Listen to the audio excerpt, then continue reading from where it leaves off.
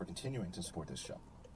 All right, where do we talk about in the remainder of the show? Well, I think the design aspect where, so first off, design's being split. Like there is a UX guy and there is a hardware guy, and they are both reporting up to Jeff Williams. Who, and it's important to note at the same time there was also a new head of operations. Yeah, I think I missed that yesterday. Yeah, it's super important because as well. So I think it's wrong to say that design is now under operations. What is right to say is that Jeff Williams is the CEO. Yeah. And I think that's actually a better way to frame what happened as opposed to well, he's not the operations guy. He is the COO, and just as Tim Cook was the COO, and Jeff Williams replaced Tim Cook to be the head of operations. Like now, operations is one of many things that Jeff Williams manages, as opposed to the thing that he manages. Yeah, and he's been in charge of Apple Watch from the beginning. And like in charge, like right. like he was like Johnny Ive reported to him, even though Johnny Ive not a huge Edition fan, he wasn't maybe in the place to.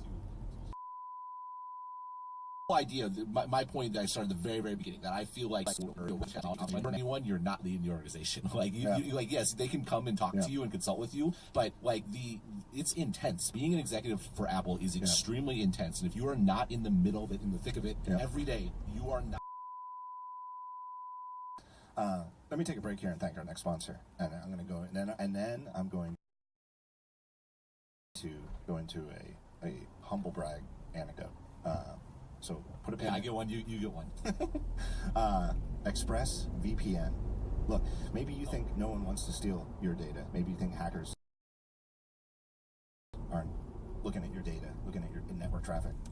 If you use public Wi-Fi. Yeah, I think that's exactly right. And, you know, it's easier than ever before, I think, to see Tim Cook doing something else. I think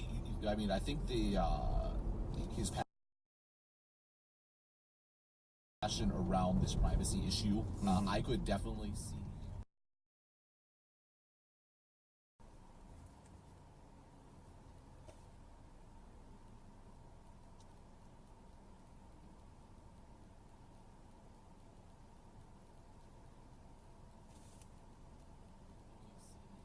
Sort of becoming chairman of the board or something and becoming like a full-time advocate or for privacy in technology companies, you know, being against Google and Facebook and that sort of thing.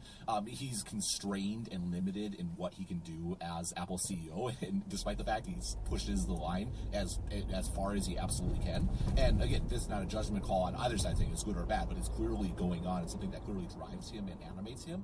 And I could